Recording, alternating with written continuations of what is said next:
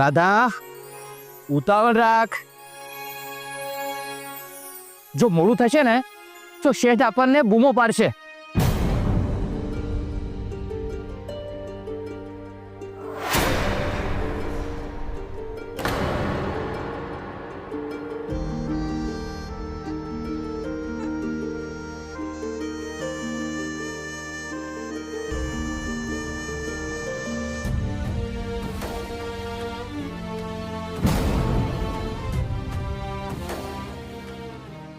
ક્રિશ,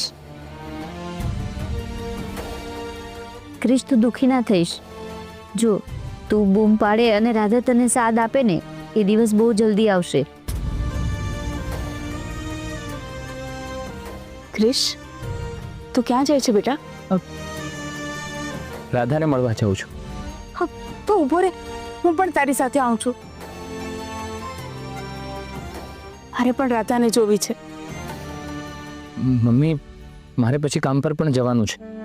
હું તને રાધાને મળવા સાંજે લઈ જાઉં તો ચાલશે? ઠીક છે.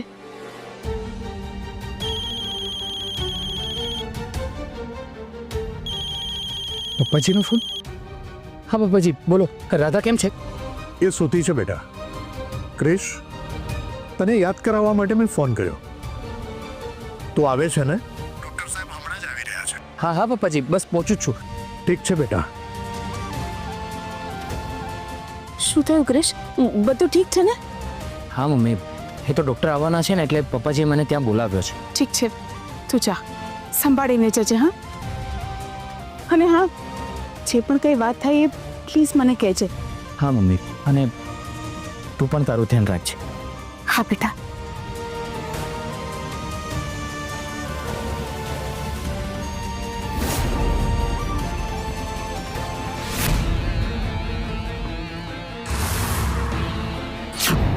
હે ભગવાન, ડોક્ટર ઘરે આવવાનું છે?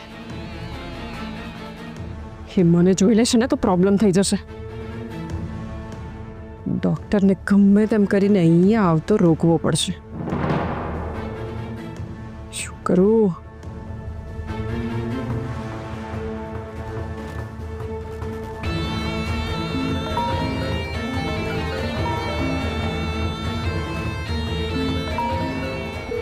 ફોનો પાડ, ફોનો પાડ.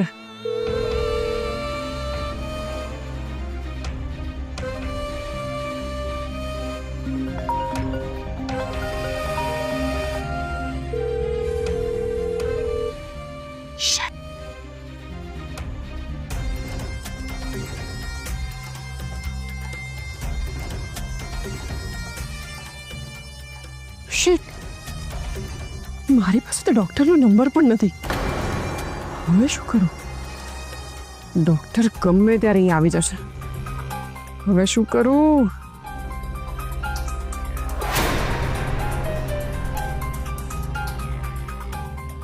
એક કામ કરું છું.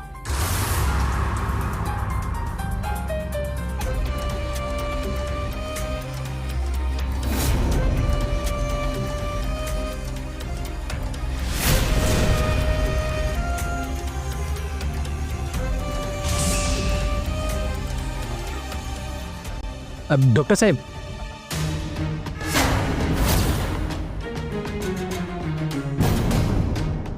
શિટ, આ ક્રિષ્ના અત્યારે જવાનું હતું. થોડોક મોડો આવ્યો, તને શું બગાડવાનું હતું? હવે શું કરું?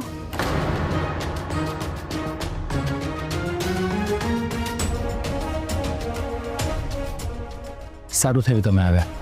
અને ડૉક્ટર સાહેબ, એ દિવસો હોસ્પિટલમાં આવેશમાં આવીને મેં તમારી સાથે જે કંઈ પણ વર્તન કર્યું, પ્લીઝ એના માટે મને માફ કરી દેજો.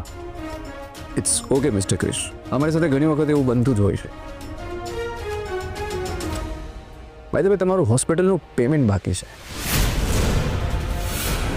એ દિવસે સિચ્યુએશન એવી હતી એટલે હું કાંઈ બોલ્યો નહીં, અને હોસ્પિટલની પોલિસી પ્રમાણે જ્યાં સુધી પેશન્ટનું પેમેન્ટ નથી થતું ત્યાં સુધી ડિસ્ચાર્જ નથી આપતા. Thank you so much doctor સાહેબ. હું તમારો ખૂબ જ ઋણી છું કે તમે અમને પેમેન્ટ માટે અટકાવ્યા નહીં. ઇટ્સ ઓકે મિસ્ટર પરીખ અમારા ઓળખીતા છે. હું એમના સાથે પેમેન્ટની વાત કરવા જ આવ્યો છું. ના પ્લીઝ ડૉક્ટર સાહેબ, તમે એમની સાથે પેમેન્ટની કોઈ વાત ના કરશો. મને ખાલી ફક્ત 2 દિવસ આપો ને, હું તમારું બધું પેમેન્ટ ચૂકવી દઈશ.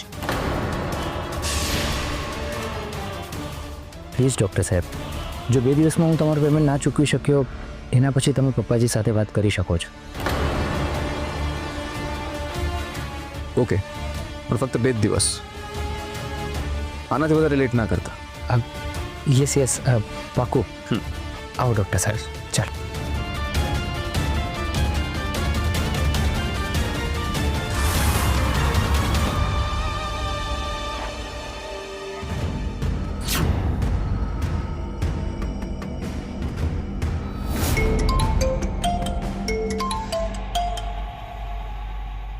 હા બોલો મમ્મી, શું કામ હતું?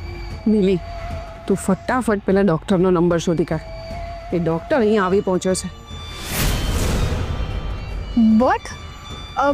પણ કેમ? અરે એને આરપીએ બોલાવ્યો છે. જો, તારે એક કામ કરવાનું છે.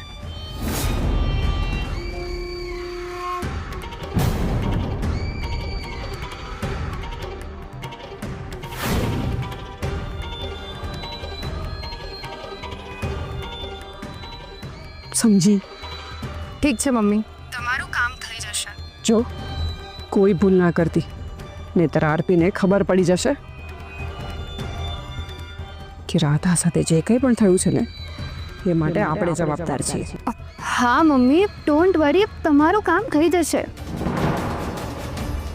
ઠીક છે.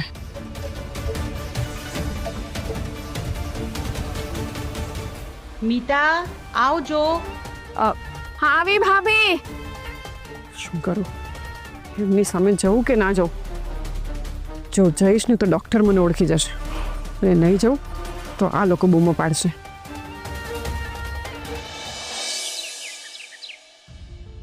જો રાજેશભાઈ, રાજાને જે આ તકલીફ હતી એ વાતની જાણ જો આપણને પહેલાં કરી હોત તો કદાચ આજે આ સિચ્યુએશન ના આવ્યું. કેમ કે ઘણીવાર એવું બનતું હોય છે કે પેશન્ટની ઇમ્યુન સિસ્ટમ સ્ટ્રોંગ હોવાને લીધે એને કોઈ સિમ્ટમ્સ નથી દેખાતા, પણ જ્યારે અચાનક વધવા લાગે છે ત્યારે ખબર પડે છે કે એમને તકલીફ થવા લાગી છે. એવું નથી ડૉક્ટર સાહેબ. જ્યારે રાધા ભાનમાં હતી ત્યારે મારી એની સાથે વાત થઈ હતી. ત્યારે મેં એને પૂછ્યું પણ હતું કે પહેલાં તને આવું ક્યારે થયું છે. ત્યારે એણે મને કહ્યું પણ હતું કે એની સાથે 2-3 વાર આવું થયું હતું.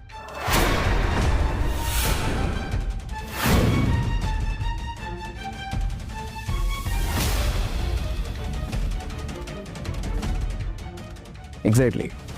જો 1-2 વાર થયું ત્યારે એમણે કહી દીધું હોત તો કદાચ આપણે એને કોમામાં જતા બચાવી શક્યા હોત.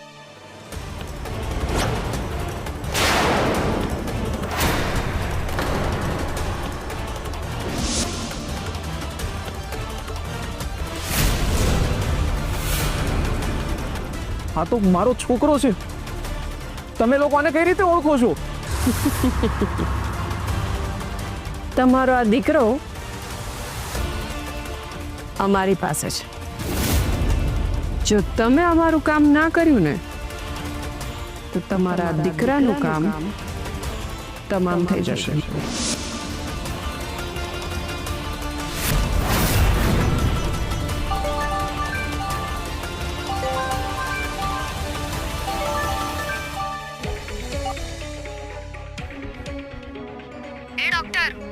કાન ખોલીને સાંભળી લે. તું તારું મોઢું બંધ રાખજે, નહીં તો તારે તારા દીકરાની લાશ જોવી પડશે. યાદ રાખજે.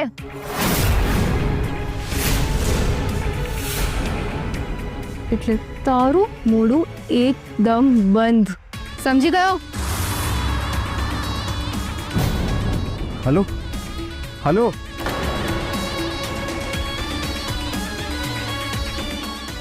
શું થયું ડૉક્ટર સાહેબ? તમે તો એવી રીતે ડરી ગયા જાણે તમને કોઈ ધમકી ના આપી હોય.